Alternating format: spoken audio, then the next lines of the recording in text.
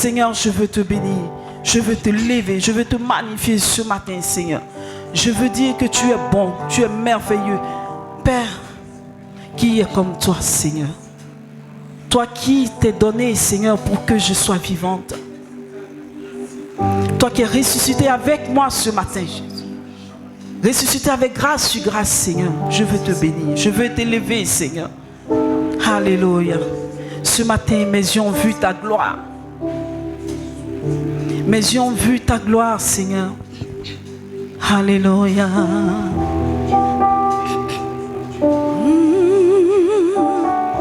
Alléluia.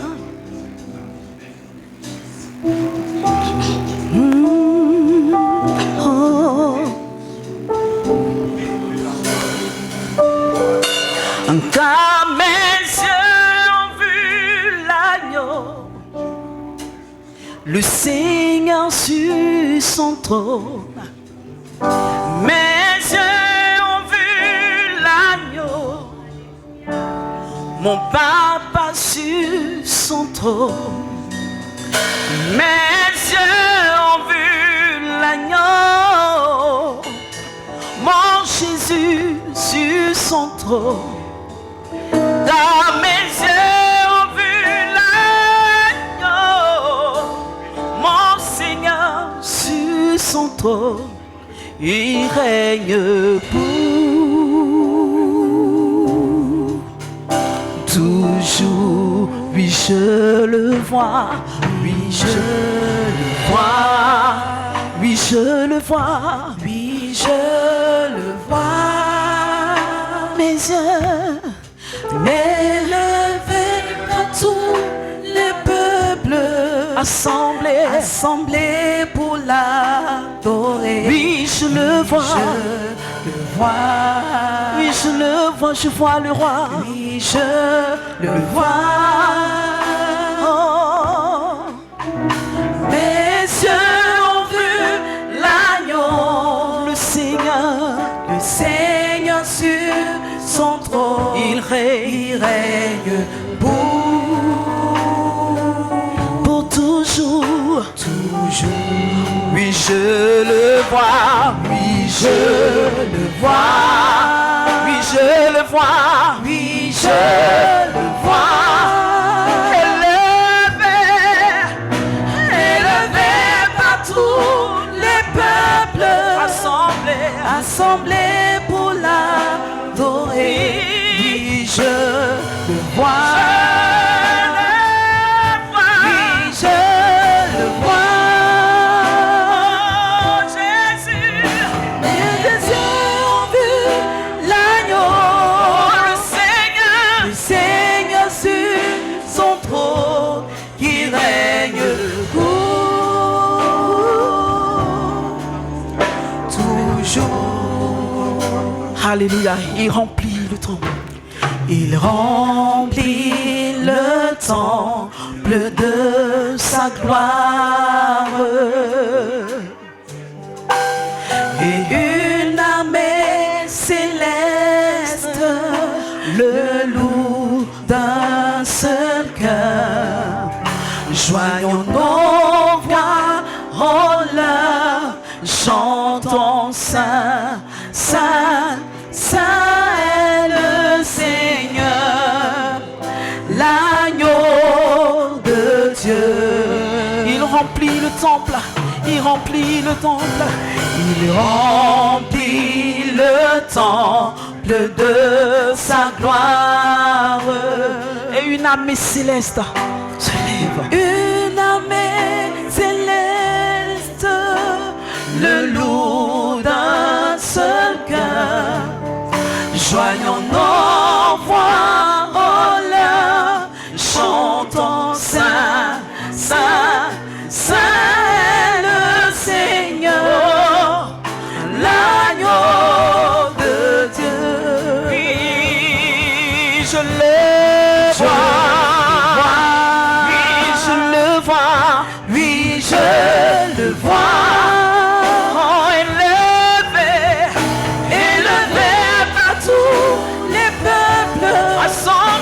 Assemblés pour l'adorer. Oui, je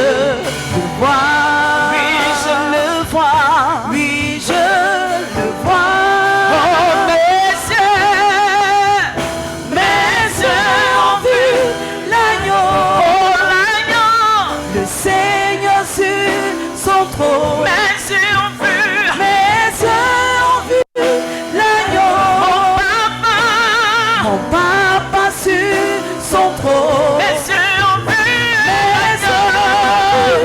l'agneau.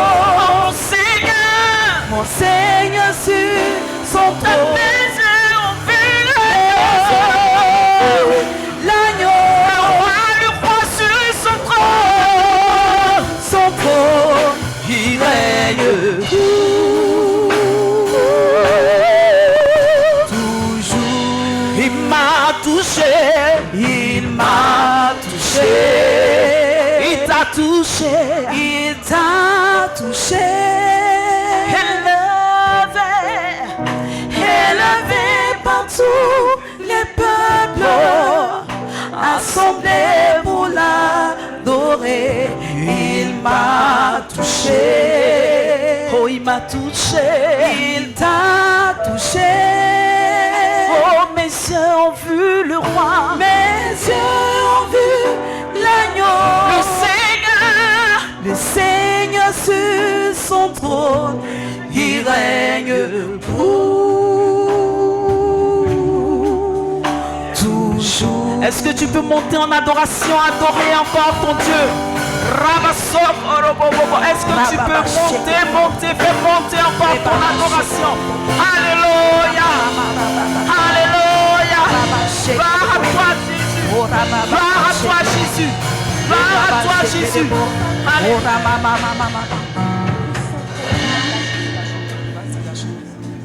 Alléluia. Je ne peux imaginer combien ça coûterait. À la croix, il a pris ma place. Jésus s'est donné. Je ne peux imaginer combien ça coûterait. À la croix, il a pris ma place, il a pris ta place. Jésus s'est donné, il a pris ma place, il a pris ma place, il a pris ma place, il a pris ma place, il a pris ton fardeau, il a pris ma place, il a pris sur lui tes douleurs, il a pris ma place, il a pris sur lui, il a pris ma place. Oh, il a pris ma place. Il a pris ma place. Oh, il a pris ma place. Il a pris ma place.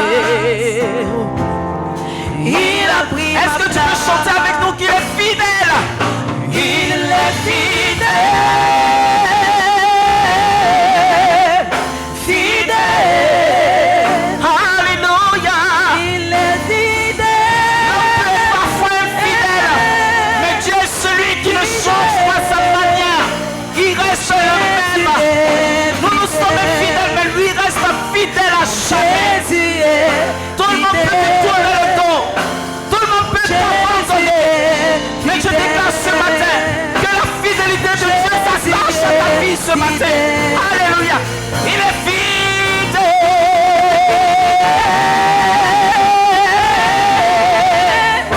Fidèle. Il est fidèle. Alléluia. Fidèle. Mon Jésus est fidèle. Jésus. Mon Jésus est fidèle. Alléluia. Mon Jésus est fidèle. Mon Jésus est fidèle. Est-ce que tu peux chanter avec moi qu'il est amour? Il est amour. Amour. Est-ce que le peuple de Dieu peut chanter ce matin?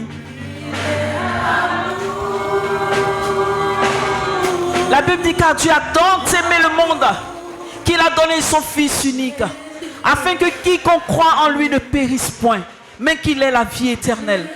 Si tu as la vie éternelle ce matin, chante, dis qu'il est amour. Jésus est amour. Mon Jésus est amour.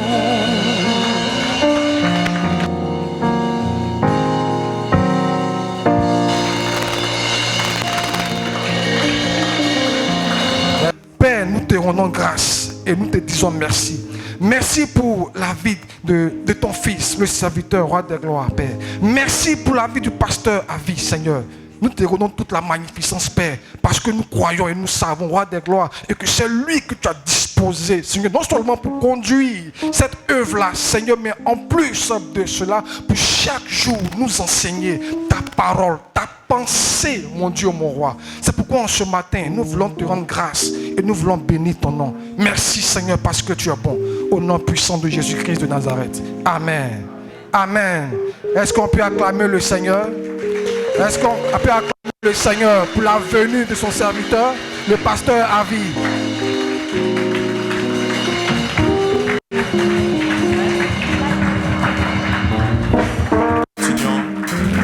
Nous continuons d'acclamer son nom. Nous continuons d'acclamer Jésus-Christ.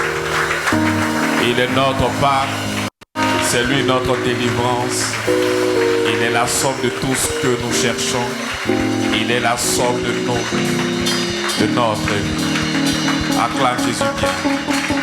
Alléluia. Nous allons ensemble chanter pour lui. Ensemble, nous allons chanter.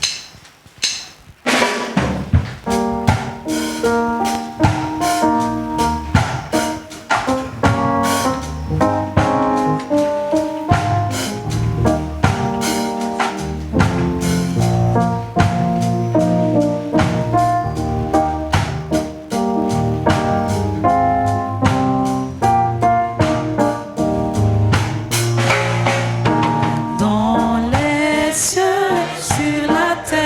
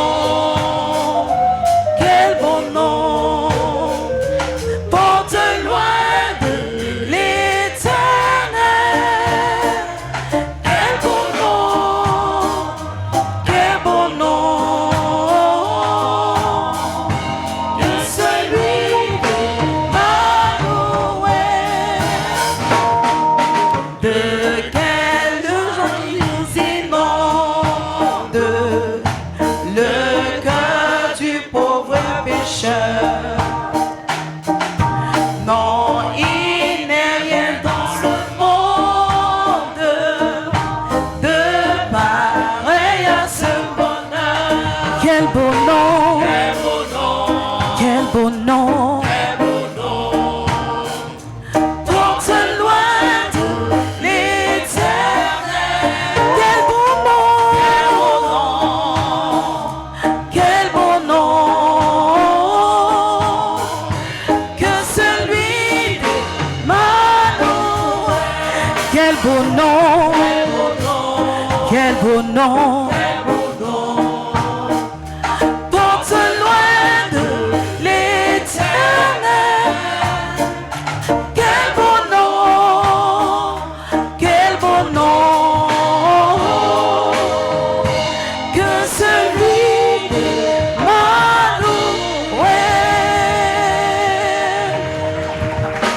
Nous acclamons son nom. Nous acclamons le nom d'Emmanuel. Emmanuel, Dieu est avec nous. Nous acclamons son nom. Alléluia.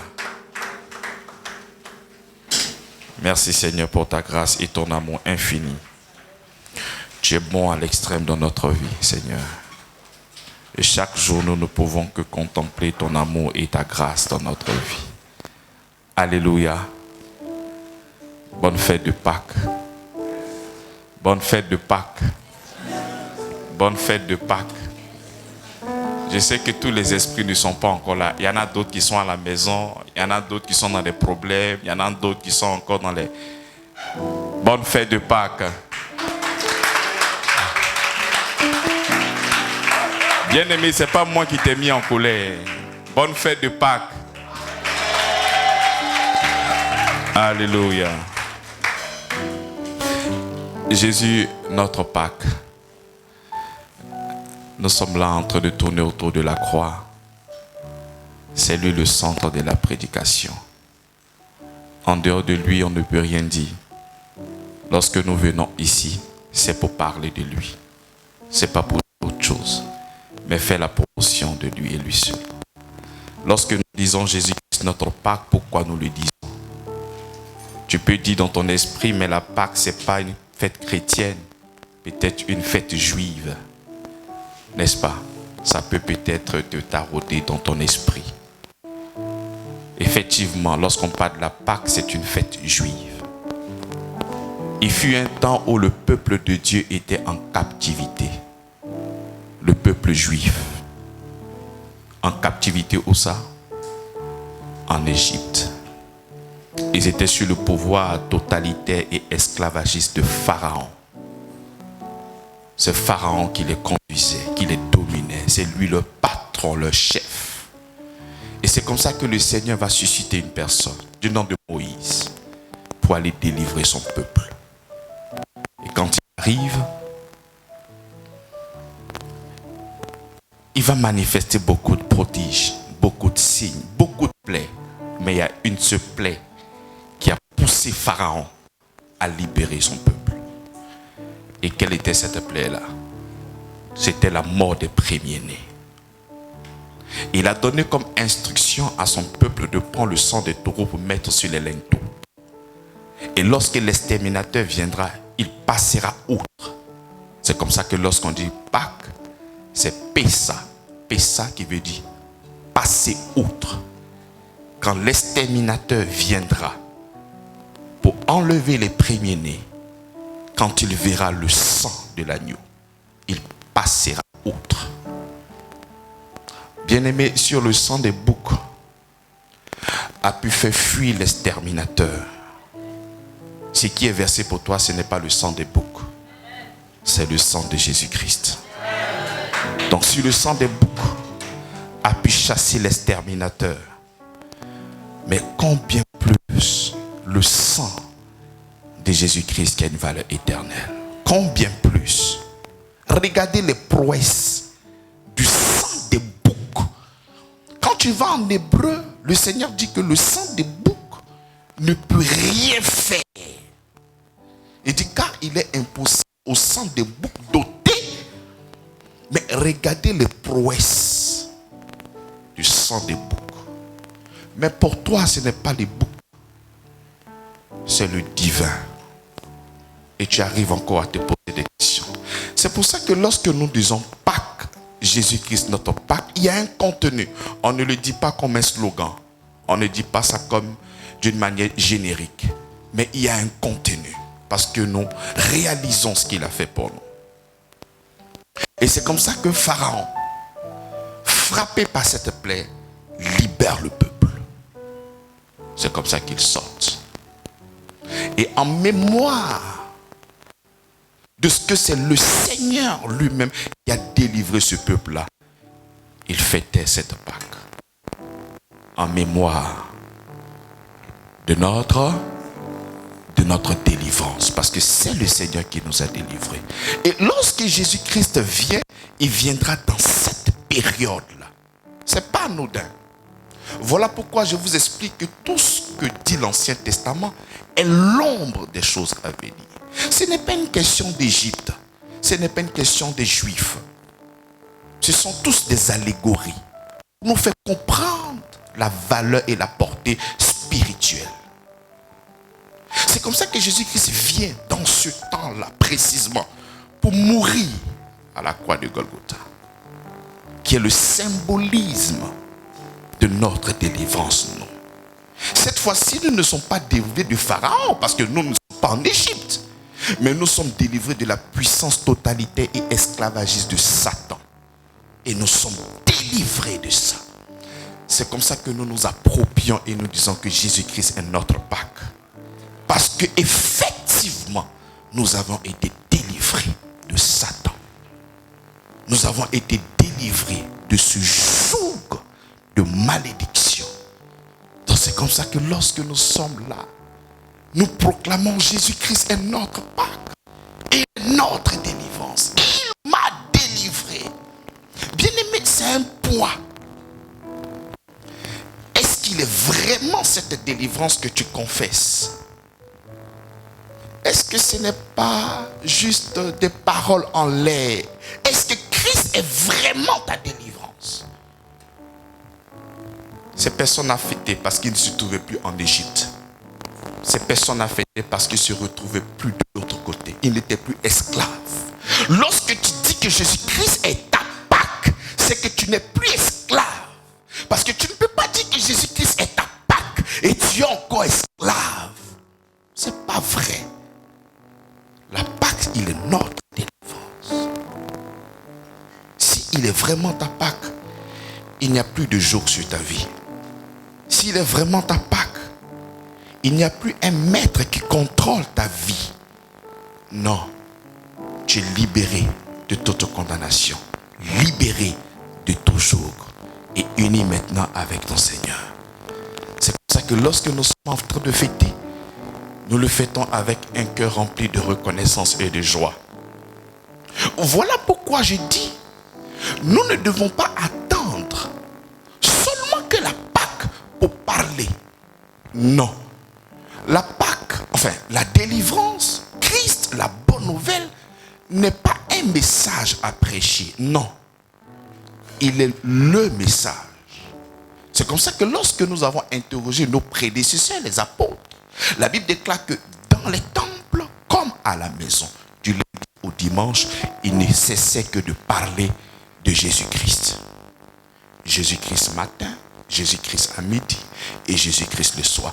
Parce que c'est lui notre délivrance. Mais qui d'autre veux-tu que je parle? Tu veux que je prêche qui? Mais c'est lui qui est ma délivrance. Il y avait un paralytique à la porte de la Belle Étoile, paralysé, qui ne marche pas. Il a reçu la guérison. Et on l'a interdit de parler. Il dit, lui ne sait rien. Ce que lui sait, c'est qu'il ne marchait pas. Et c'est au nom de Jésus-Christ qu'il a commencé. Ah! Tu me dis de ne pas prêcher, il n'y a pas de problème. Mais moi, mon témoignage, tu ne peux pas m'empêcher. Ce que je sais, c'est que moi, je ne marchais pas. Et c'est en ce nom-là que j'ai commencé à marcher. Voici quelqu'un qui a été victime de la grâce de Dieu et qui a commencé à annoncer l'évangile d'une manière ou d'une autre. C'est comme ça que lorsque nous sommes impactés, lorsque nous sommes touchés, Christ, lorsque nous réalisons qu'il est notre Pâques, bien-aimé, tu ne peux pas être muet. Tu ne pourras que t'exprimer. Parce que ce qu'il a fait pour nous est comment? Mais c'est extraordinaire. Amen ou pas amen? Nous prenons notre texte en 1 Corinthiens chapitre 1 à partir du verset 17. Il dit, ce n'est pas pour baptiser que Christ m'a envoyé. L'apôtre Paul parle. Il dit, ce n'est pas pour baptiser que Christ m'a envoyé. Mais il le dit comme si le baptême d'eau n'est pas une chose importante, alors que c'est une recommandation de la nouvelle alliance. Mais il dit, c'est pas pour ça que Christ m'a appelé. Donc, il est en train de mettre son cahier de charges et sa mission sur un piédestal. Il va jusqu'à prendre une activité qui est encore d'actualité dans cette nouvelle alliance qui est le baptême d'eau, mais il dit que ce n'est même pas pour ça que Christ l'a envoyé, mais pour annoncer l'évangile. Mais c'est impressionnant. Seulement que pour parler de l'évangile. Bien-aimé, il dit, lui l'apôtre, déjà, il a un arrière-plan. Il a un bagage intellectuel. Il y a beaucoup de choses qu'il a laissées et il est venu en Christ. Et il est là dans le seul but d'annoncer quoi? L'évangile. Il va le dire plus tard. Mais il aimerait d'abord mettre un point d'honneur sur une chose. Il dit ce n'est pas pour baptiser. Donc s'il arrive à prendre le baptême pour faire le contraste avec l'évangile, donc il faut considérer ces choses qui sont du reste, pas des choses importantes. Mais seulement que pour annoncer quoi? L'évangile. Fait connaître ce qu'il a fait pour nous. Fait connaître la bonne nouvelle du royaume du Seigneur Jésus-Christ. C'est de ça que nous avons besoin. Quand il dit qu'il a fait de Pierre l'apôtre des circoncis et il a fait de moi l'apôtre des incirconcis. Mais pourquoi je suis apôtre? Je ne suis pas apôtre pour des cérémonies, mais je suis apôtre pourquoi? Pour annoncer la bonne nouvelle. C'est de ça que tu as besoin. On a besoin de t'informer de ce que Christ a fait pour nous à la croix de Golgotha. Ce n'est pas pour baptiser que Christ m'a envoyé. C'est pour annoncer l'évangile. Et c'est là, sans la sagesse du langage. Il a appris au pied de Gamaliel. L'apôtre Paul a un bagage intellectuel. Il est pharisien, sadducéen, il siège parmi les Sanhédriens et il vient à Damas dans le but d'exterminer les gens, les chrétiens. Et quand il arrive, il rencontre le Seigneur. Bien aimé, il a passé son temps au pied de Gamaliel. Et lorsqu'il est en train de parler à un auditoire, il aimait les rassurer. Je ne suis pas là au nom de la loi. Je ne suis pas là au nom des cérémonies. Je ne suis pas là au nom des principes. Je ne suis pas là au nom de tout ce que tu peux imaginer. Mais si je suis là, c'est dans le seul but de faire connaître quoi? L'évangile. De faire connaître quoi? La bonne nouvelle. Et cela sans la sagesse du langage, afin que la croix de Christ ne soit pas rendue vaine. Donc nous voyons que lorsqu'il est en train de parler de l'évangile, annoncer la bonne nouvelle, en réalité il est en train de parler de quoi? De la croix. C'est comme ça qu'il dit. C'est pour annoncer l'évangile, et c'est là sans la sagesse du langage, afin que la croix de Christ ne soit pas rendue vaine. Il n'est pas venu avec des tournures assez compliquées. il n'est pas venu avec une supériorité de langage. Il est venu avec une simplicité pour ne pas ravir l'œuvre de la croix. Tout ce qu'il pouvait dire ne pointait du doigt que l'œuvre de la croix. Il dit pour ne pas rendre l'œuvre de la croix comme vaine. Parce que lorsqu'il se tient devant un auditoire, lorsqu'il se met devant un pupitre, c'est dans le seul but de faire connaître l'œuvre de la croix. Mais pourquoi la croix? Mais pourquoi le bois? Mais pourquoi les ronces sur la tête? Mais pourquoi les mettre sur? Mais pourquoi il est mort, pendu sur ce bois? Donc il était en train de faire son séminaire et toute sa prédication tournait autour de quoi? Autour de ce qu'il a fait, autour de l'œuvre de la croix. Nous avons beaucoup de choses à annoncer, beaucoup de choses à révéler. Les évidences, le résultat de tout ce que Jésus-Christ a fait à la croix, il fallait qu'il le relève. Parce qu'il n'avait pas la révélation de ça. Il n'avait pas la connaissance. Voilà pourquoi l'apôtre Paul nous a fait sortir des mots comme adoption. Ça veut dire quoi? Régénération. Donc il devait nous révéler tout ce que Christ a fait pour nous et ses implications dans notre vie. Donc il y a beaucoup de choses à annoncer. Et cette chose-là découle de la croix. Bien aimé, annoncer l'évangile sans la croix, c'est enlever la puissance même de l'évangile.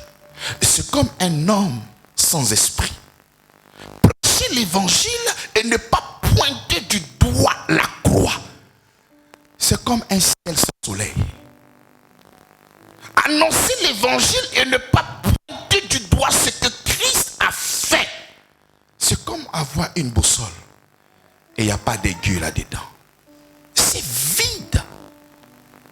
Donc on ne peut pas parler de l'évangile sans toutefois pointer du doigt ce qu'il a fait pour nous à la croix de Golgotha. C'est comme ça que quand il dit, c'est pour annoncer l'évangile et c'est là sans la sagesse du langage, afin que la croix de Christ ne soit pas rendue vaine. Mais est-ce que l'œuvre de la croix dans ta vie, est-ce qu'elle n'est pas vaine? Parce que lorsque l'évangile pointe du doigt ce que Christ a fait à la croix de Golgotha et que toi tu te détournes, c'est toi maintenant qui te mets au centre. Tu deviens égocentrique. C'est un évangile égocentrique. C'est un évangile nombrilisme. C'est-à-dire tout est pointé uniquement que qui? Sur toi et non sur lui. Alors que l'évangile doit pointer l'œuvre de la croix. C'est lui qui est au centre. La croix est la source de notre salut. Bien aimé, on ne peut pas parler de l'évangile sans révéler ce que Jésus-Christ a fait. Tu ne peux pas tenir un auditoire, parler au nom de Dieu et ne pas révéler ce que Christ a fait. Et c'est pas comme si nous devons parler de la croix de temps en temps. C'est comme si nous devons parler de l'œuvre de la croix, de ce que Jésus-Christ a fait de temps en temps. À chaque fois que nous sommes dans des réunions, nous avons seulement qu'à révéler ce que Jésus-Christ a fait pour nous à la croix de Golgotha. Mais c'est ce que l'apôtre Paul dit en Philippiens. Il dit, je ne me lasse de vous écrire les mêmes choses, car pour vous, cela est comment? Mais cela est comment? Mais est salutaire. Bien aimé, nous devons dans nos prédications de tous les jours parler de notre délivrance. Tout ce que Jésus-Christ a fait, il ne l'a pas fait pour lui. Il l'a fait pour toi et non pour lui. Pour te délivrer, pour te sauver, pour t'enlever de la puissance des ténèbres. Et toutes ces choses-là, toi tu es sous-informé. Tu n'es pas informé. Dieu s'est choisi une personne de l'apôtre Paul et qui a révélé ces mystères-là. Et c'est comme ça que nous devons maintenant nous informer. Et Dieu a fait ses pasteurs, il a fait ses prédicateurs, il a fait ses docteurs dans le but de vous faire comprendre ce qu'il a fait à la croix de Golgotha. Et c'est comme ça que lorsque tu entends la délivrance qui est en Christ, lorsque tu entends ce que Jésus-Christ a fait pour toi, ça te donne le courage, ça te donne la confiance, ça te donne la force, ça te donne la foi d'avoir les regards fixés sur lui. Mais lorsque la prédication de la croix n'est pas l'objet de ta prédication, n'est pas l'objet de ton enseignement, mais le curseur pointé sur qui? Et sur toi. Il n'y a pas deux. Soit le curseur est pointé sur notre Seigneur Jésus-Christ, ou le curseur est pointé sur toi. Ce que toi tu dois faire pour que Dieu puisse te bénir. Voilà pourquoi lorsque nous annonçons l'évangile, ça fait très mal au mal affermi. Ceux qui n'ont pas véritablement compris l'évangile, lorsque tu ne fais que pointer du doigt l'œuvre de la croix, ça suscite des débats houleux. Mieux tu es rejeté. Parce que ce que tu dis là, c'est pas normal. Bien aimé, nous sommes là non pas pour toi, mais pour lui. Nous avons tous des besoins d'une manière ou d'une autre. Mais la réponse à ces besoins ne se trouve pas en toi, se trouve à la croix de Golgotha. Quel est ton besoin?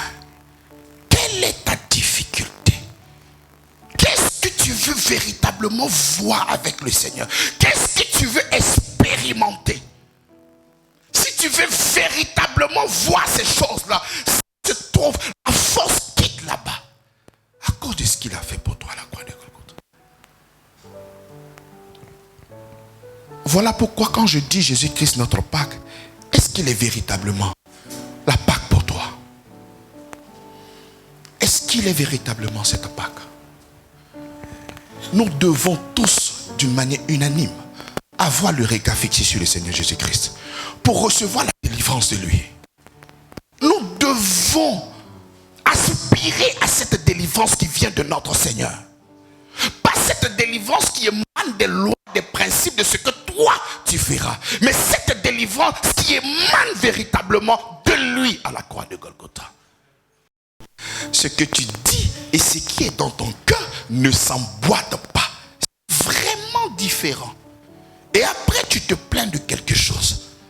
Bien aimé, tout ce qu'il a fait pour toi, non pas pour lui. Et nous devons véritablement jouir de tout ce qu'il a fait pour nous à la croix de Golgotha.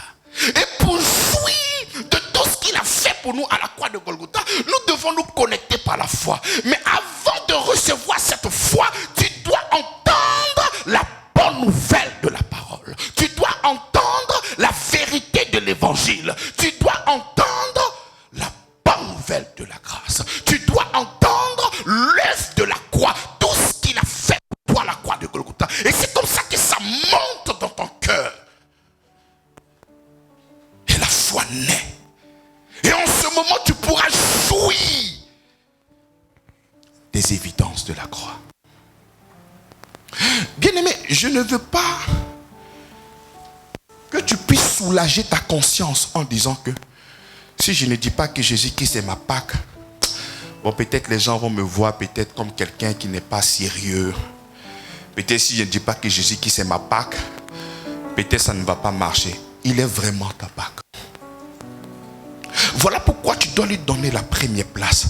Enfin, que ces choses-là puissent se proliférer dans ta vie. Il faut véritablement lui laisser cette première place-là. Il faut véritablement avoir le regard sur lui pour que ces choses-là puissent fonctionner en toi.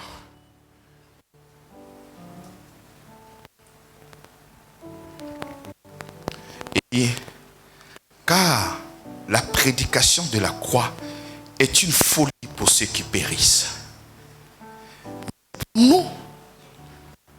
Mais pour nous qui sommes sauvés, elle est une puissance de Dieu. Donc regarde ce qu'il dit à partir du verset 18. Car la prédication de la croix est une folie.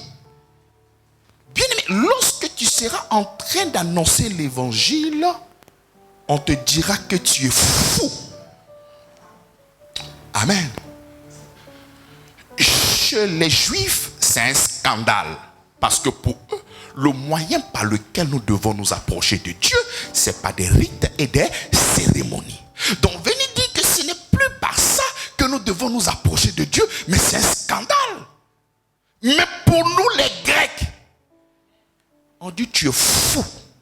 Ça ne va pas dans ta tête. Il y a un boulon qui a manqué. Lorsque nous sommes en train de prêcher l'évangile, on te dit que tu es fou. Et pose-toi la question. Est-ce que l'évangile que tu reçois, est-ce que ça ressemble à une folie? Si ça ne ressemble pas à une folie, cela veut dire que ce n'est pas la vérité de l'évangile. Parce que la vérité de l'évangile ressemble à quoi? À une folie. Mais comment tu peux me demander de croire à une personne qu'on a crucifiée, alors que dans la crucifixion d'autrefois, on considère cette personne comme une personne maudite? Comment tu me demandes, moi, de croire à une personne maudite pour que mes péchés me soient pardonnés totalement? Mais tu es fou! Ça ne passe pas. C'est pas normal. Mais comment tu vas dire que toute âme forgée contre moi est nulle et sans effet, alors que j'ai la connaissance des pouvoirs occultes que cette personne a pratique? Mais tu veux ma mort.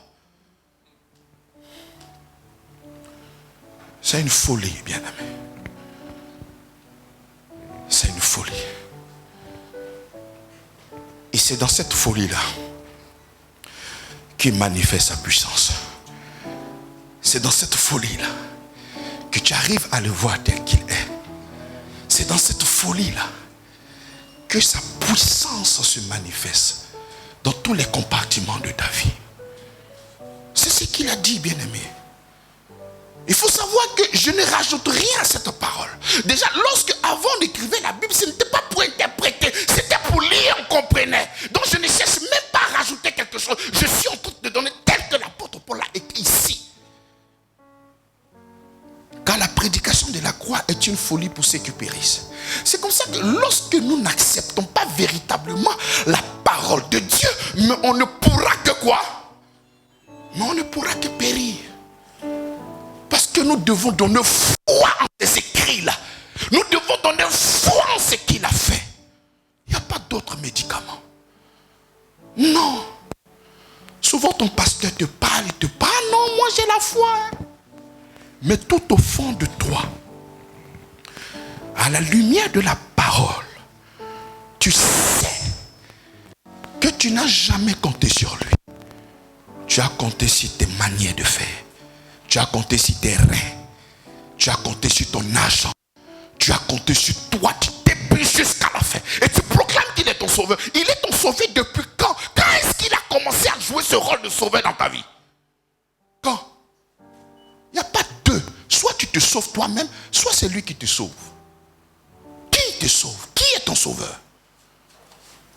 C'est qui ton sauveur? Ah non. Si je ne fais pas ça, comment je vais faire manger? Ah non.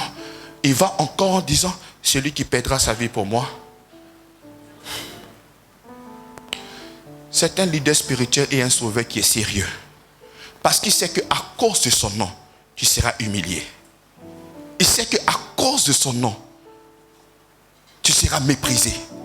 Il sait qu'à cause de ton nom, certaines portes seront fermées. Mais ce n'est pas ça qui va te définir. C'est une opportunité pour que Dieu puisse travailler encore puissamment dans ta vie. Qu'ils essaient de fermer une porte, c'est un boulevard qui va s'ouvrir devant toi au nom de Jésus-Christ. Qu'ils essaient de fermer cette porte, tu vas donner la possibilité et la puissance du Seigneur agit avec efficacité. C'est sa parole et c'est sa puissance qui est en mouvement. La Bible déclare que l'évangile est la puissance. Si nous devons localiser la puissance de Dieu, ça se trouve dans quoi? Ça ne se trouve pas dans la prière, mais dans l'évangile. L'évangile est la puissance de Dieu pour le salut de quiconque. Tu n'as pas l'évangile, mais ta prière, tu ne peux consulter Dieu dans cette prière-là. J'ai plusieurs fois fait des démonstrations ici. Si tu n'as pas la vérité de l'évangile, mais ta prière serait comme une abomination. Parce que ça sera des injures, des insultes et du mépris au Seigneur. Voilà pourquoi nous faisons cette déclaration. La foi n'a pas besoin de la prière, mais la prière a besoin de la foi. Parce que si tu pries qu'il n'y a pas la foi, mais il dit ne faites pas comme les pharisiens. Mais il n'y a rien. Mais votre Père, il sait de quoi vous avez besoin. Et pour le recevoir, c'est uniquement que par la foi. Oh, sans la foi, nul ne peut être agréable à Dieu. Mais pour que cette foi puisse naître dans ton cœur, tu dois écouter la prédication de la croix. Tu dois écouter la prédication de ce que Jésus-Christ a fait. Et laisser cette parole-là te phagocyter. Parce que tu peux écouter cette parole. Ah non, ça, c'est trop beau pour être vrai. Ça là, je ne crois pas. Bien aimé, c'est là que réside sa puissance. Mais quand tu dis que c'est facile, je comprends. Je te prends aujourd'hui. Je t'envoie à Dubaï, dans le restaurant le plus cher, ou dans l'hôtel le plus cher de Dubaï. Ou soit peut-être la nuit, c'est à $50,000. Je prends un jet privé spécial pour toi. Mais pour toi, ça ne coûte rien. Toi, tu es là, tu regardes et puis tu ris. Tu arrives dans l'hôtel, tu dors, tu te réveilles, tu manges. Toi, ça te coûte quoi? C'est facile pour toi. Mais pour celui qui est en train de t'envoyer, ce n'est pas facile. Il est en train de saigner. Il est en train de payer le prix fort. La grâce ressemble à une folie. Pourquoi? Parce que la responsabilité ne se repose pas sur toi. Ça se repose sur lui. Vous pensez que Dieu, créateur du ciel et de la terre, est devenu un homme? Tu penses que c'est de la blague? Tu penses que ce sont des méli-mélos? Tu penses que ce n'est rien? Ce que toi tu es en train de mépriser, lui il a payé le prix fort. Et lorsque nous sommes en train d'exposer le prix qu'il a payé, ça ressemble encore à une folie. Mais comment Dieu, créateur du ciel et de la terre, peut devenir un homme et mourir pour sa propre création? C'est faux. C'est un amour exagéré. Jean chapitre 14, le verset 1er, il dit, il a mis son amour à son comble. C'est-à-dire, là où toi tu es, Dieu ne peut plus t'aimer encore. Parce que de la manière qu'il t'aime présentement, on ne peut plus mettre Guassou dessus. La Bible déclare qu'il t'a aimé à son comble. Dans d'autres versions, il t'a aimé à l'extrême. Il n'y a pas de limite de l'amour de Dieu pour toi. À cause de ce qu'il a fait pour toi à la croix de Golgotha.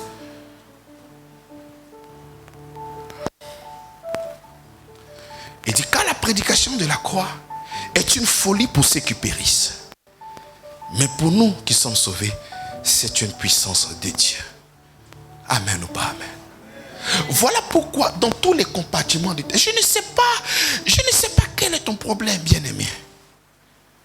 Mais la difficulté que tu as, le défi que tu as, sa réponse se trouve à la croix de Golgotha. J'ai dit, quelle que soit la difficulté, la réponse se trouve à la croix de Golgotha. On a tellement entendu ça qu'aujourd'hui, même quand on te dit ça, amen, et tu es encore dans tes mêmes problèmes. Le Seigneur, oui, il est ma guérison. Amen. Tu finis, tu prends ton médicament. Mon cher, il est ma guérison. Je suis fort par celui qui me fortifie. Je suis fort par celui qui me fortifie. Et je pleure la nuit.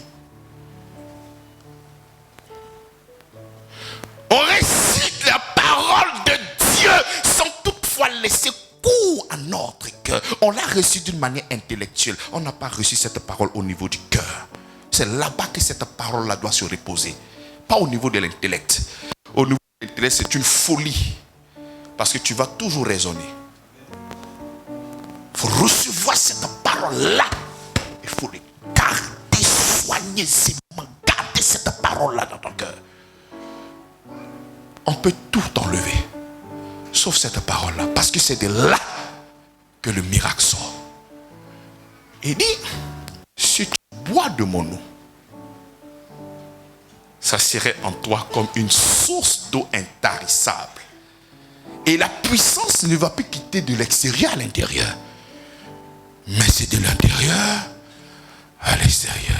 Ça va jaillir, ça va gicler à cause de cette parole-là qui est en toi. C'est cette parole qui te maintient dans l'éternité. C'est cette parole qui te maintient en vie. Ce n'est pas ce que toi tu fais. Donc lorsque nous sommes en train de glorifier le Seigneur, lorsque nous sommes en train de dire Jésus-Christ est notre Pâque, c'est à cause de cette parole que nous avons reçue. C'est cette parole-là qui nous donne la capacité d'aller très loin dans ce que nous faisons. Au verset 19, il dit: j'ai détruit la sagesse du sage et j'anéantirai l'intelligence des intelligents. Où est le sage? Où est le scribe? Où est le disputeur de siècle? Dieu n'a-t-il pas convaincu la folie? N'a pas-t-il pas convaincu de folie la sagesse du monde? Voici des penseurs. C'est Rousseau qui dit par exemple, l'homme est naturellement, bon, c'est la société qui le, mais c'est un menteur. Cette sagesse-là, c'est une folie devant Dieu. Lorsque nous lisons la parole du Seigneur, nous savons que toutes ces personnes qui sont nées naissent avec une nature pécheresse. La Bible déclare que c'est un cœur tortueux, un cœur de pierre. C'est ce que la Bible dit. Mais ce cœur-là change lorsqu'il se trouve où ça? En Christ. C'est comme ça que ce que nous sommes en train de donner ne se repose pas sur la sagesse de l'homme, mais sur la parole de notre Seigneur Jésus-Christ.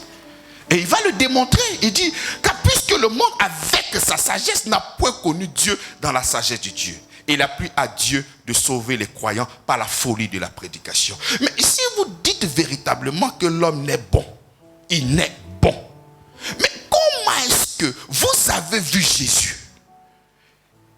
Il n'a jamais mal parlé. Il n'a jamais insulté.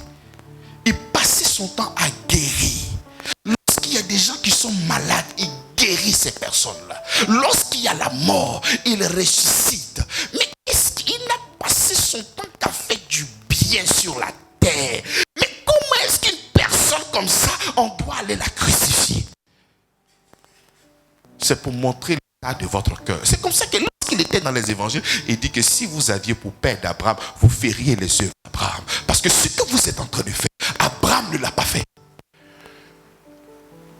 Pour montrer l'état du cœur méchant, tortueux, mauvais.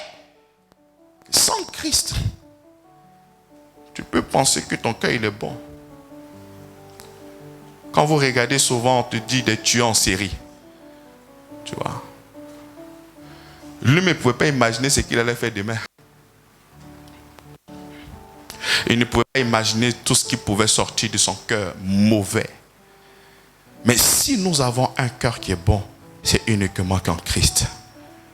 Parce que c'est lui qui n'est pas en Christ. Quand on dit le cœur est tortueux, c'est un cœur qui est rempli de détours. À n'importe quel moment, ce cœur-là peut shifter, peut changer. Et tu pourras être toi-même surpris de ces événements. Ah, mais je ne pouvais pas imaginer. Ah ouais, lorsque tu n'es pas en Christ, il faut t'attendre à tout. À n'importe quel moment, on peut le biper. Et puis il va répondre. Son téléphone est ouvert. C'est lorsque nous sommes en Christ, le diable ne peut pas te biper. La seule personne qui a ton numéro de téléphone, c'est le Saint-Esprit. Le diable ne pourra plus jamais avoir accès à ta propre vie. Mais c'est le Seigneur Jésus-Christ, lui seul, qui a accès à ton esprit et qui pourra te véhiculer des choses à faire dans le seul but de te faire du bien. Et c'est comme ça qu'il va démontrer. Parce que si vous étiez sage, vous n'allez pas crucifier le Seigneur de gloire. Qu'est-ce qu'il a fait? Pourquoi ils l'ont crucifié? Mais parce qu'il était différent de nous. Nous, on est mauvais. Pourquoi lui, il est trop bon. Tu vois, il y a des gens, tu arrives dans un coin, tu ne fais rien. Tu fais ce qu'on te demande de faire. Et les gens t'en veulent sans motif. Tu te demandes, mais j'ai fait quoi? Mon frère, c'est ta présence qui dérange. Tu m'énerves. Mais j'ai fait quoi? Tu m'énerves. Tu vas mourir. C'est comme ça. Mais tu ne réponds qu'à la nature qui est en toi. C'est ce qui est en toi qui s'exprime. Donc toi et moi, on ne peut pas être ensemble parce que quand je te vois, tu m'irrites. Ce qui est en moi ne supporte pas ta présence. Donc je dois te détruire. Et c'est comme ça qu'ils ont crucifié. Et le Seigneur a utilisé cette folie-là pour nous sauver, nous. Pour nous sauver de cette mort éternelle. Au nom puissant de Jésus-Christ. C'est comme ça que lorsque nous tournons autour de cette parole, nous avons la conviction de recevoir quelque chose de la parole de Dieu. Parce que si toi, tu ne mets pas en lumière ce que Jésus-Christ a fait, pour que tu puisses jouir de cette bénédiction, mais comment est-ce que toi, tu peux faire rentrer chez toi quelqu'un qui ne t'aime pas? Hein? Mais si tu ne veux pas le recevoir là dans ton cœur, mais comment est-ce qu'il va venir? Il dit, je suis à la porte, je frappe. Si tu, j'entrerai. Et par cette prédication, nous arrivons à comprendre que Dieu créateur du ciel et de la terre, il est devenu un homme dans le seul but d'avoir du sang, mourir pour toi, afin d'effacer tous tes péchés.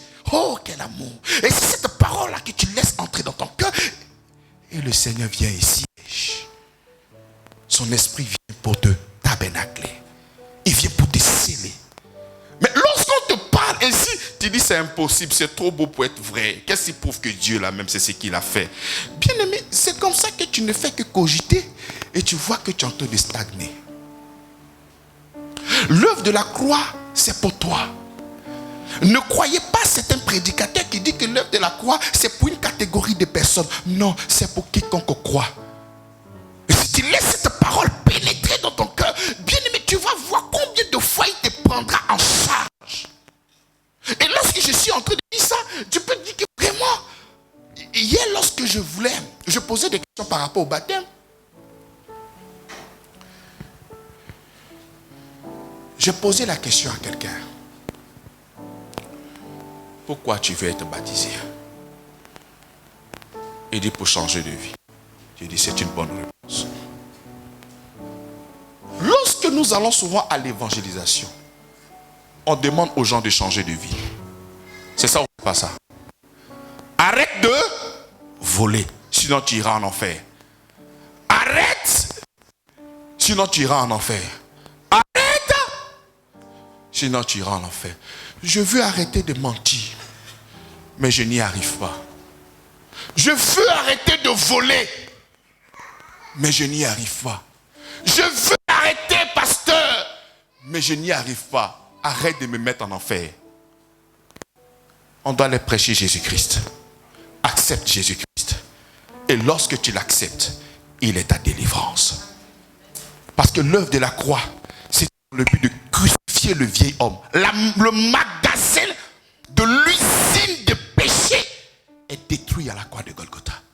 Et lorsque tu arrives en Christ et que lui et toi vous formez un et ce même esprit, l'esprit humain, le vieil homme, la nature adamique sera poussé et accroché à la croix. Là, présentement, lorsque vous voyez la croix, nous confessons que Jésus-Christ est descendu. C'est vrai.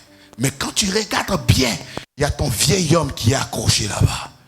Il a été crucifié à la croix de Golgotha. C'est comme ça que lorsque tu l'acceptes en ce moment, tu as donc la capacité d'être meilleur. En ce moment, tu peux exhorter cette personne-là, mais arrête de fumer. Parce qu'en ce moment, je puis tout par celui qui meurt. C'est comme ça que nous devons annoncer le Christ pour la délivrance. Nous devons annoncer le Christ pour une délivrance réelle. Parce que sans Christ, il n'y a pas de délivrance. Tu peux imposer les mains. Esprit de vol, part. Ils sont. Il n'y a pas de problème. Je ne dis pas qu'on ne chasse pas les démons. Hein. On chasse les démons. Mais ce n'est pas chasser un démon qui fait de cette personne enfant de Dieu. Tu es ici, le démon est sorti, il va t'attendre là-bas. Dès que tu se dis, allons à dans la maison. Et puis vous retournez, vous faites encore le même chemin ensemble. Et cette fois-ci, il va appeler ses amis. Et ta condition sera comment? Donc on peut véritablement chasser les démons. Mais le Seigneur ne nous a pas appelés pour venir chasser les démons. Il nous a appelés pour annoncer Et lorsque l'évangile est annoncé, le Seigneur vient s'installer en toi. Et quand le Seigneur vient s'installer en toi, il va balayer tout ce qui est autel, balayer tout ce qui est malédiction, balayer tout ce qui est emprise, balayer tout ce qui est comme difficulté, et il va siéger lui et lui seul. Parce qu'il ne peut pas exister en toi la lumière et les ténèbres. C'est comme ça que la parole de Dieu suffit largement pour nous délivrer de la puissance des ténèbres. C'est cette parole-là qu'il nous faut. Et au travers de cette parole-là, et si nous laissons véritablement cette parole entrer, nous allons voir une transformation dans notre vie. Prenons 2 Timothée, chapitre. Il dit, je t'en conjure devant Dieu et devant Jésus-Christ. Il ne dit pas prêche les démons. Aujourd'hui, il y a une étude qu'on appelle les démonologies. Une étude qu'on appelle l'angéologie. Lorsque tu dis c'est quoi l'angéologie? Oh, lui là, c'est un bébé spirituel. Parce que je connais Jésus, je suis un bébé spirituel. J'ai mouru fœtus spirituel. Si c'est ça, je vais te révéler pourquoi le diable vit dans l'eau. Ah, papa, j'ai fini de parler de Jésus. Tu as venu me révéler pourquoi le diable vit dans l'eau. Mais il n'a qu'à dormir là-bas. Et c'est ça, c'est mon problème. Mais qui vivent là-bas. Moi, mon problème, c'est mon Jésus. Je veux connaître ce qu'il a fait pour moi. Je veux savoir ce qu'il a fait pour moi. Pourquoi il a fait. Je veux bénéficier. Il n'y a pas une chose qui fait mal. Toi, tu es un père. Tu construis ta vie comme un malade. Pour que tes enfants soient en paix. Tu vas te priver de plusieurs choses. Il y a des choses que tu as envie de porter. Tu ne portes pas pour tes enfants. Et tu as construit une immense fortune pour eux. Et tu arrives là-bas. Il dit que non, moi je ne prends pas cette fortune-là. Mais tu es en train de tuer ton père. Ou bien tu bats son héritage. Tu dis je n'ai pas besoin de ça. Donne ça aux orphelins. Mais tu es en train de le tuer. C'est ce que vous faites de Jésus-Christ. Tout ce qu'il a fait pour vous. Et vous devez maintenant jouir de ce qu'il a fait. Non, non, je m'ai bâti hôtel. Je m'ai bâti un autre hôtel pour ma bénédiction. Je m'ai donné un autre sacrifice. Et le sacrifice que lui, c'est le sacrifice de Jésus-Christ. Ce qu'il a fait, ce sacrifice-là, ce n'est pas important. Non, j'ai jeûné pour que j'aie mon mariage. Le jeûne que Jésus-Christ a fait là, tu penses qu'il avait envie de jeûner? Quand il est venu sur la terre, il a fait 40 000, 40 jours. Tu penses qu'il a fait ça comme ça? Mais il a fait ça pour toi. Pour ne plus jamais que tu puisses jeûner dans le but d'obtenir quelque chose. Seulement que ta parole suffit pour recevoir la bénédiction. Mais toi tu dis non. Moi, je veux jeûner en méprisant comme ça l'œuvre du Seigneur. En méprisant ce que lui il a fait. Moïse a jeûné 40 ans. 40 jours pour recevoir la loi. Il dit c'est ce que tu as fait Moïse. Moi aussi je vais jeûner 40 jours pour recevoir aussi la grâce pour mes enfants.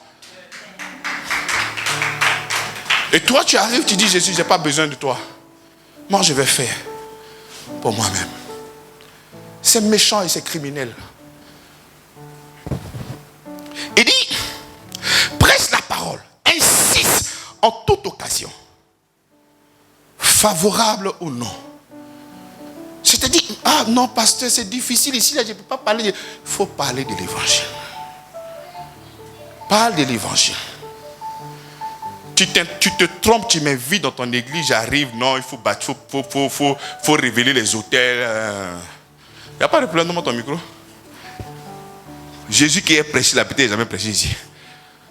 En toute occasion, favorable ou non, nous devons prêcher la parole de Dieu. Mais quand je dis que nous sommes morts de prêcher la parole de Dieu, nous devons parler de Christ. De Christ, hein, pas d'autre chose. De ce qu'il a fait pour nous. Et reviens.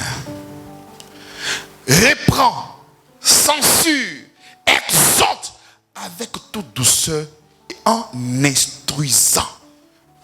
Quand tu vas remonter même en 2 Timothée chapitre 3 à partir du verset 16, il dit toute écriture est inspirée de Dieu, utile pour enseigner, pour convaincre, pour corriger et pour instruire selon la justice.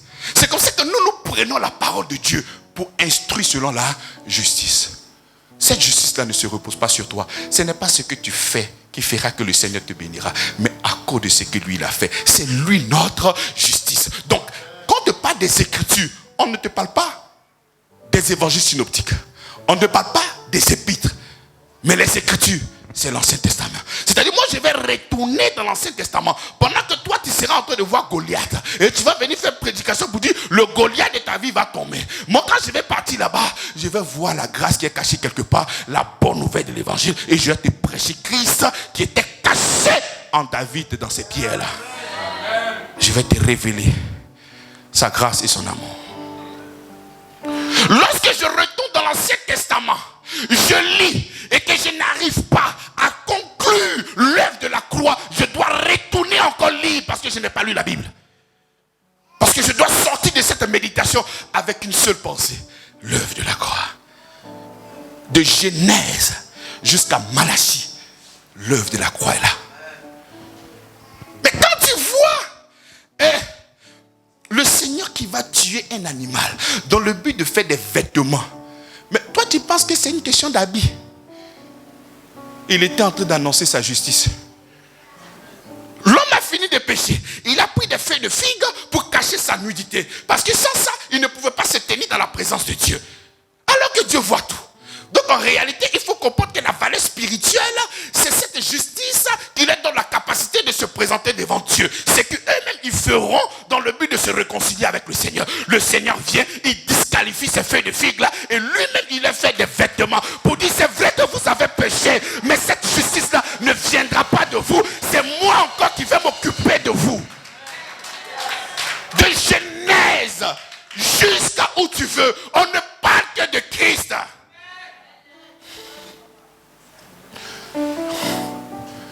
Et quand tu parles, les Juifs te disent, je veux des miracles. Il dit, il ne te donnera aucun miracle si ce n'est que la mort. Si ce n'est que... Quoi? Non. De Jonas. Jonas était le Christ. 3 jours dans le ventre. C'était 3 jours dans la terre. Tu veux des miracles? Tu n'auras aucun miracle si ce n'est que l'œuvre de la croix. Il est mort. Il a été enseveli et il est ressuscité le 3e jour. C'est ce qu'il te faut. Tu n'as pas besoin de tout de passe-passe. Tu n'as pas besoin des signes, des prodiges et des miracles. Si les signes, les prodiges et les miracles avaient la capacité de convertir les gens, les Juifs seraient les premiers à être convertis. Non, c'est la parole de Dieu qui convainc. C'est la parole de Dieu qui corrige. C'est la parole de Dieu qui détient la totalité de la puissance de Dieu. Les miracles qu'ils ont vus. Il y a des gens qui ont vu Jésus-Christ ressuscité. Il dit, c'est blanc. Toi, tu attends un miracle pour te convertir. Non. Même les miracles, c'est pour appâter. Et quand tu arrives, on met l'évangile. Mais toi, tu as pris le miracle comme le moyen par lequel tu t'es réconcilié avec Dieu. Oh, l'homme de Dieu est puissant. Et à ce qu'il a fait. Et à ce qu'il a fait. Tu es dans l'église avec 1 an. Et à ce qu'il a fait. Et à ce qu'il a fait. J'attends mon tour. Et à ce qu'il a fait. Ça fait 15 ans que tu es là-bas. Et à ce qu'il a fait. Tu ne vois pas pour toi. C'est compliqué, bien-aimé. C'est compliqué. Il dit non, là. Son onction a diminué. Il y a un autre là qui est violent. J'aimais là. Allons chez pasteur, oui. Oh, c'est pas lui qui parle là. Il parle seulement. On a besoin de voir les choses. Il faut révéler les choses. Bien aimé, révéler les choses, c'est révéler la croix. Mais toi, révéler les choses, c'est pas révéler la croix, c'est révéler les démons de ta famille. Pour ça, si tu as besoin de venir en Christ, tu sais que tu as des parents féticheurs. Si tu remontes vraiment dans ta lignée là, tu vas voir qu'il y a des adorateurs quelque part. Va les voir, ils vont te dire tout. Car il viendra un temps où les hommes ne supporteront pas la saine doctrine. Il ne faut pas te fatiguer. Quand je parle de doctrine, je vais parler d'enseignement. Ils ne vont pas supporter ça. Mais ayant la démangeaison d'entendre des choses agréables, ils se donneront une foule de docteurs selon leur propre désir, détourneront l'oreille de la vérité et se tourneront vers des fables. Remplace fable par des fictions. Il y a des gens qui sont en train de prêcher, tu penses que c'est une science-fiction. Tu dis, mais ça c'est quel film d'horreur ça? C'est-à-dire, souvent même quand les gars te prêchent, ils te disent, mais cet homme, tu maîtrises la spiritualité.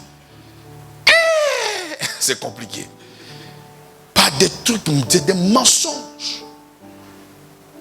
Je te prends un cas simple. On dit à Jésus, si tu es le Fils de Dieu, mais il faut te sauver. Qu'est-ce qu'il répond?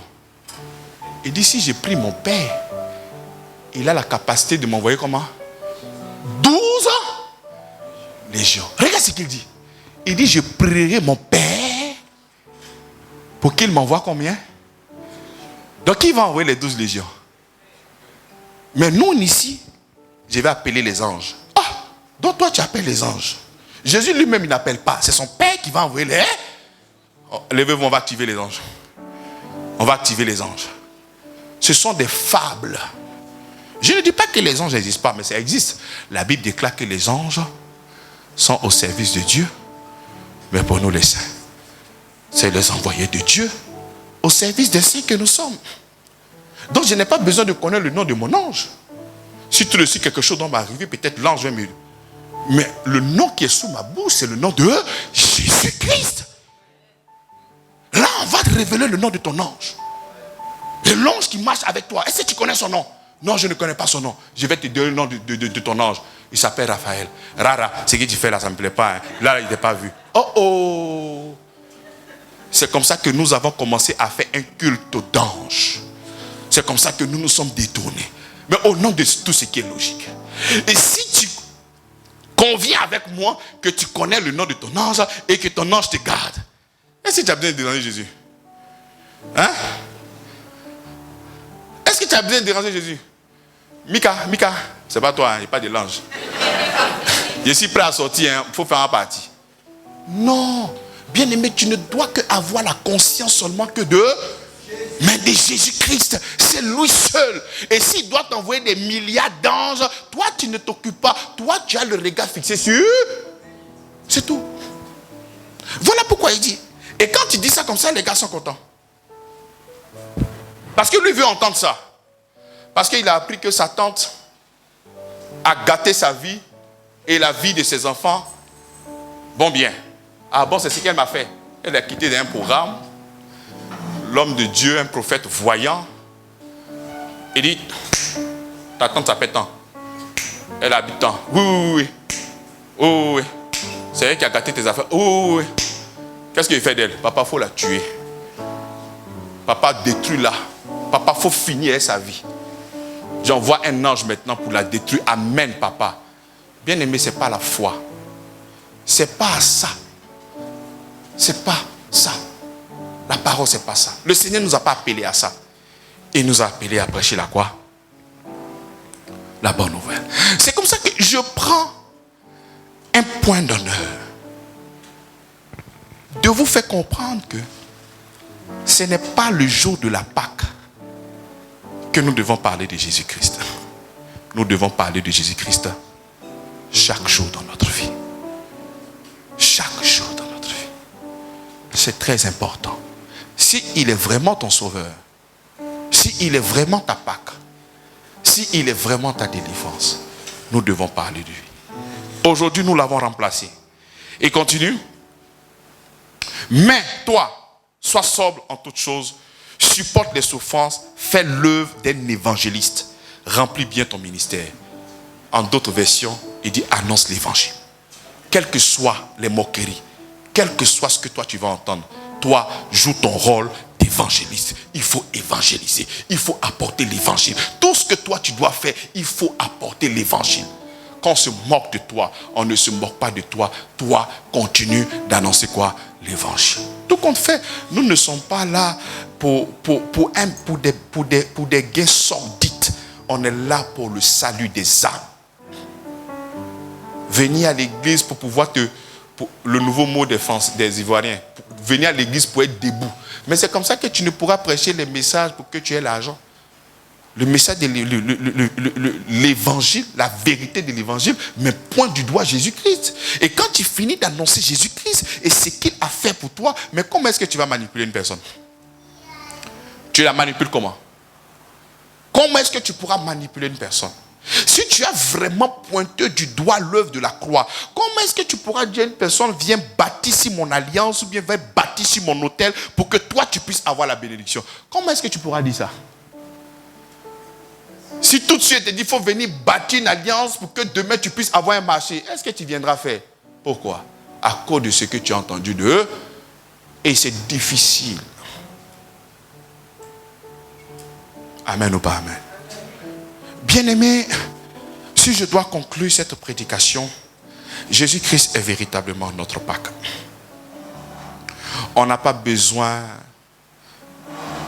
d'avoir des prédications de science-fiction, des mensonges, des choses imaginaires, des choses bizarres. Et lorsque ces personnes vont te faire des révélations, ils vont te dire que ce que je suis en train de te dire là, ce n'est pas écrit dans la Bible. De la même manière que Dieu s'est révélé à l'apôtre, c'est comme ça que Dieu m'a révélé aussi des mystères. Aujourd'hui, l'évangile que je prêche, c'est l'évangile christique. C'est de n'importe quoi. C'est pour vous mystifier. Et ce qui marche avec les hommes, c'est la mystification. Quand tu es une personne simple, quand l'évangile est simple, dans le but de ne pas ravir la puissance de la croix, tout ce qui est simple, les gens ont tendance à mépriser ça. Mais quand tu viens avec beaucoup de mystères autour de toi, tu vois, et c'est comme ça. Les gens sont prompts à t'écouter. Ils sont prêts à t'écouter. C'est comme ça que quelqu'un qui maîtrise la sociologie, mais il va vous faire tomber mal.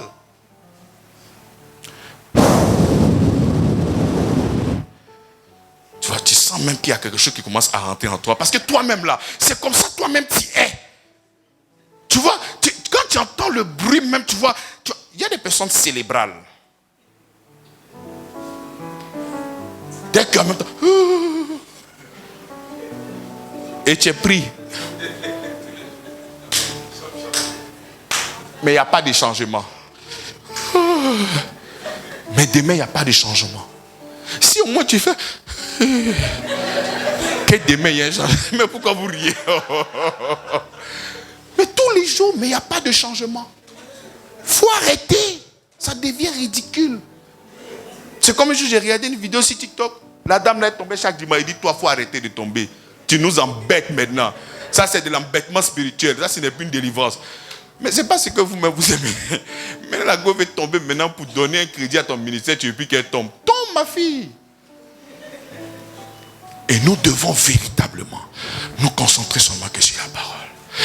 Et tu vois, pendant que je suis en train de dire ça, ça égaye le cœur des fils de Dieu. Et ça va susciter la querelle dans le cœur de certaines personnes qui vont suivre sur Internet, sur Facebook, sur YouTube, quelque part ailleurs. Qu'est-ce que le gars a dit? Il dit n'importe quoi. Ça va créer la colère. C'est normal. Parce qu'on n'a pas le même langage. Pendant que moi, je suis en train de parler de crise, toi, tu es en train de parler de fables. Mais est-ce qu'on peut être d'accord? On peut pas être d'accord. Chacun a son couloir. Et c'est comme ça. Au-delà de tout ce que je peux vous dire maintenant, si tu n'as pas véritablement considéré Jésus-Christ comme ta délivrance, il faut le faire. Un jour, je suis en train de parler à mon père spirituel, il dit, il ne faut pas avoir confiance aux fidèles. Il dit, papa, comment?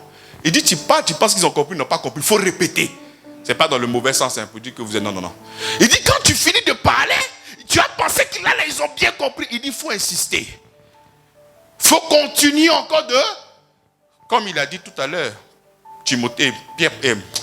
Paul parlait à son fils Timothée, il dit, hein? Insiste.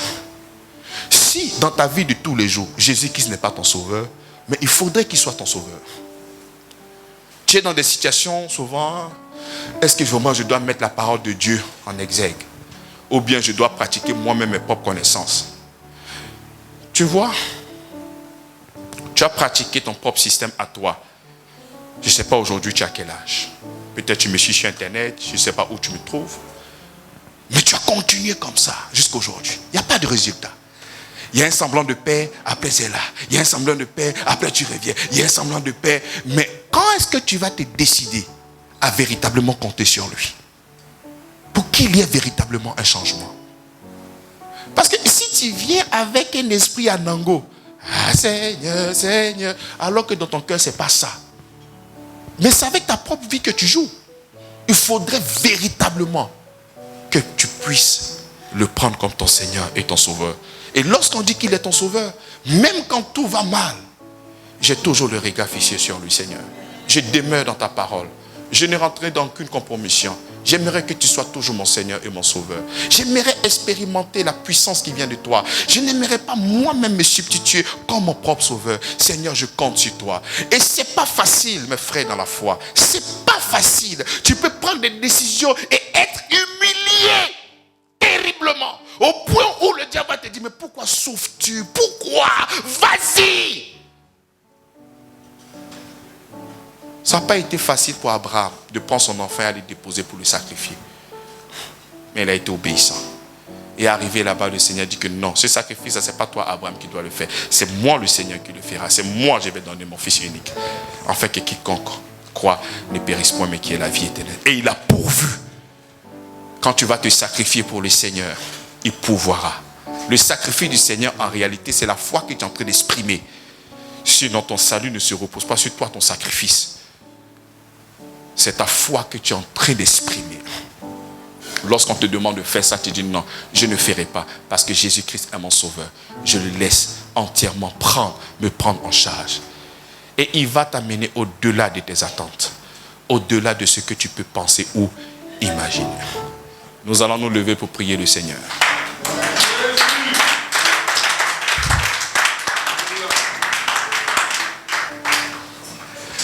J'ai dit que Jésus est notre Pâques. Tu peux voir ce thème-là, Jésus est notre Pâques, Jésus est notre Pâques. Tu vas sur TikTok, sur Facebook, tu vois un peu partout, chacun en train de prêcher. Et moi, ton pasteur, aujourd'hui, je viens, je te prêche, Jésus est notre Pâques.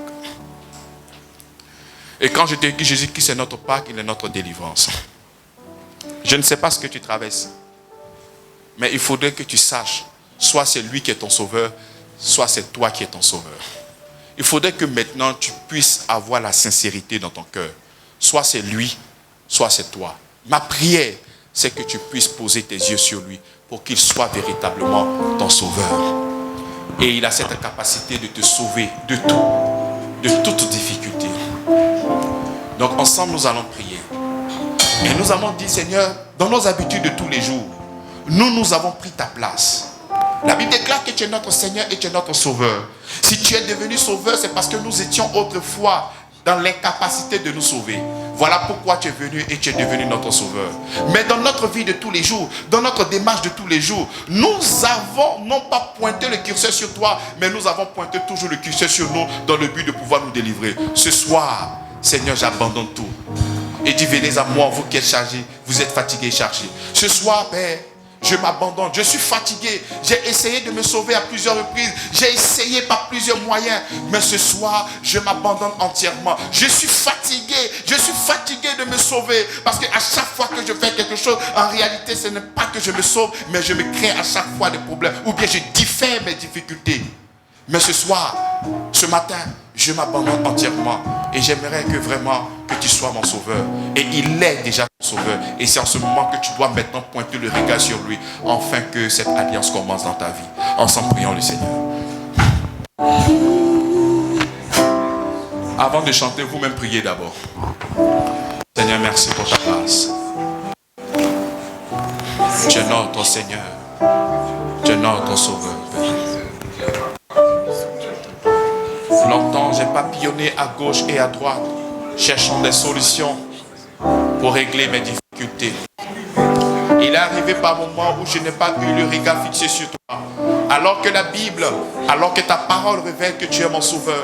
Tu es véritablement mon sauveur. Tu es vraiment mon sauveur. Tu es vraiment mon sauveur, Seigneur. Ce soir, j'avoue que je suis fatigué de me sauver moi-même. Je suis fatigué par mes techniques, par ma manière de faire, par des stratégies, par des manipulations, par tout ce que je puisse faire. Mais ce soir, je m'abandonne véritablement à toi, Seigneur. Et j'ai le regard fixé sur toi pour que tu puisses me délivrer de toutes sortes de problèmes, de difficultés. Seigneur, quelle que soit l'adversité, quelle que soit la difficulté, quel que soit le problème qui vient, Seigneur, j'aimerais avoir le regard sur toi. C'est pénible, mais je sais que tu es la solution.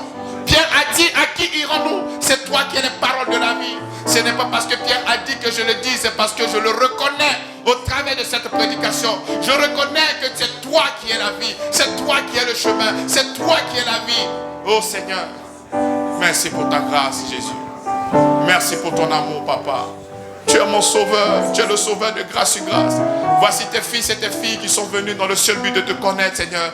Merci parce que nous savons que chacun d'entre eux ont des défis d'une manière ou d'une autre. Seigneur, ce soir, nous nous inclinons devant ta majesté, nous nous abandonnons entièrement entre tes mains. Nous sommes fatigués, Père, et nous voulons véritablement que tu agisses comme véritablement notre sauveur. Et nous te donnons libre cours par la foi. Viens, Père, et délivre-nous de certaines situations désagréables, de certaines situations pesantes, Seigneur.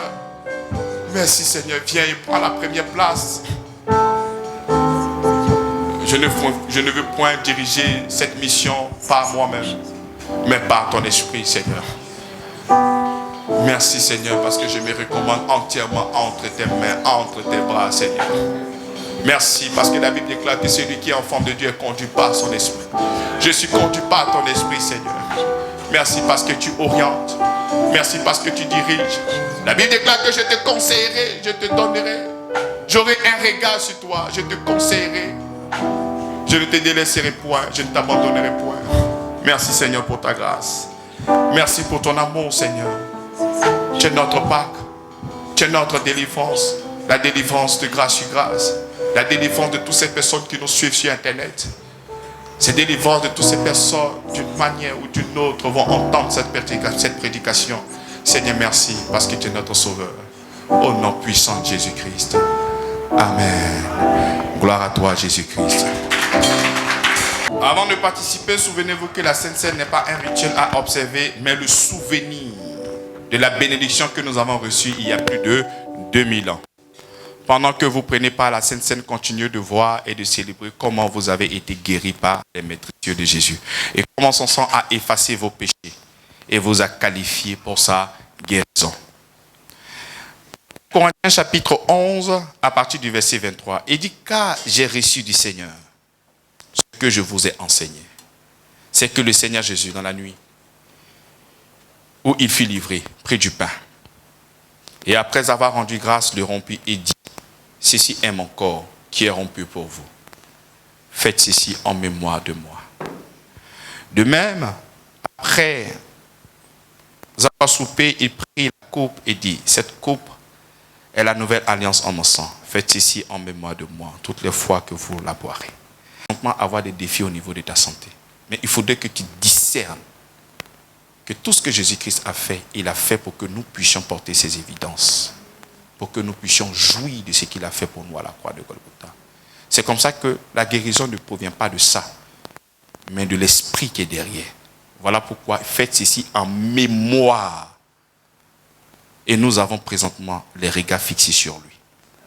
Il y a plus de 2000 ans, effectivement, il est mort à la croix de Golgotha pour nous délivrer de la puissance, du joug de l'ennemi, de Satan dans notre vie. Nous ne sommes plus esclaves. Nous ne devons pas laisser ce mensonge encore proliférer dans notre cœur. Parce que ce n'est pas là que le diable nous tient, puisqu'il ne nous possède plus. Il nous ment en longueur de journée. Oui, tu peux avoir une vie magnifique. Oui, tu peux avoir une vie extraordinaire.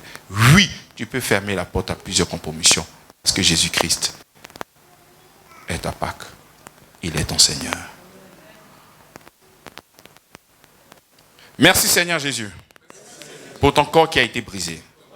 Merci d'avoir porté mes symptômes et maladies à la croix, afin que je puisse avoir ta santé, ta plénitude, ton amour, ta grâce. Je déclare que par tes meurtrissures, par tes blessures, que tu as porté, par les coups de fouet qui sont tombés sur ton dos, je suis complètement guéri. Je crois et je reçois ta vie de résurrection dans mon corps, au nom de Jésus-Christ. Amen. Merci Seigneur Jésus pour ton sang qui m'a lavé de tous mes péchés, qui m'a rendu plus blanc que la neige. Ton sang m'a apporté le pardon. et m'a rendu juste pour toujours. Et en prenant ton sang, je célèbre et je prends part à l'héritage des justes, qui comprend la préservation, la guérison, la plénitude, la sainteté, ton amour, la provision et toutes les bénédictions. Au nom de Jésus-Christ. Amen. Je confesse ta seigneurie dans mon corps, dans mon âme et dans mon esprit. La mort n'a donc plus le pouvoir sur moi. La maladie, l'infirmité, la peur, la honte, l'orgueil n'ont plus de pouvoir sur moi. Maintenant, je suis né de nouveau. Je suis en Christ. Je suis une nouvelle créature. Les choses anciennes sont passées. Voici, toutes choses sont devenues nouvelles. Ainsi donc, je ne suis plus un étranger, ni quelqu'un de dehors, mais je suis concitoyen des saints et membre de la famille de Dieu. Merci Seigneur pour le Saint-Esprit par lequel j'ai été scellé. Je suis un ambassadeur pour Christ et l'ouvrage de Dieu, ayant été créé en Jésus-Christ pour de bonnes œuvres. Christ répand son amour en moi. Je suis une personne merveilleuse. Je suis fidèle à l'Église. Je m'engage, moi, avec Kofi Patrice, à connaître l'amour de Christ, qui surpasse toute connaissance, en sorte que nous soyons remplis jusqu'à toute la plénitude de Dieu. Amen. Nous acclamons le Seigneur Jésus-Christ. Alléluia. Amen, amen. Donc le B.A.B.A. en tant que des fils, c'est que nous devons savoir qu'il y a le renoncement des œuvres mortes. Autrefois, étant esclaves, on ne pouvait pas faire quelque chose de bien. Maintenant, nous avons le tout accompli, nous avons l'œuvre de la croix, nous avons la puissance du Seigneur, afin de pouvoir vivre dans la sainteté et pour la sainteté. Nous acclamons Jésus-Christ et félicitations des extrémités de la terre pour possession. Toute activité, tout projet me sont favorables au nom de Jésus-Christ. Ô Éternel, que les adversaires sont nombreux. Combien disent que je vais rétrograder, que je vais abandonner la foi, qu'il n'y a plus de salut pour moi, que je ne mérite pas ta grâce et ton amour. Mais toi, ô Père, tu es mon bouclier, tu es ma gloire et tu relèves ma tête. Tu as répondu à mes besoins sans t'avoir demandé sur la montagne de Sion. Je me couche, je m'endors et je me réveille, car tu es mon soutien. Je ne crains pas les myriades d'obstacles qui m'assiègent de toutes parts, car toi seul, ô Éternel, tu me donnes la sécurité en ton nom. C'est ici la parole que l'Éternel adresse à Zorobabel. Ce n'est ni par la puissance, ni par la force, mais c'est par mon esprit, dit l'Éternel des armées. C'est toi qui as formé mes reins, qui m'as tissé dans le sein de ma mère. Je te loue de ce que je suis une créature si merveilleuse. Tes œuvres sont admirables et mon âme le reconnaît bien. Celui qui n'a point connu le péché, il a fait devenir péché pour moi, afin que je devienne en lui justice de Dieu. Je suis ce que le Seigneur dit de moi. Je suis la guérison de Dieu en Christ. Je suis la faveur de Dieu en Christ. Je suis la bénédiction de Dieu en Christ. Je suis la sagesse de Dieu en Christ. Je suis la faveur de Dieu en Christ. Au nom de Jésus-Christ. Car de sa plénitude, nous tous, nous avons reçu grâce sur grâce. Alléluia. Nous bénissons le Seigneur. Alléluia. Amen. Amen. Amen. Dis à ton voisin que Jésus-Christ est ta Pâque.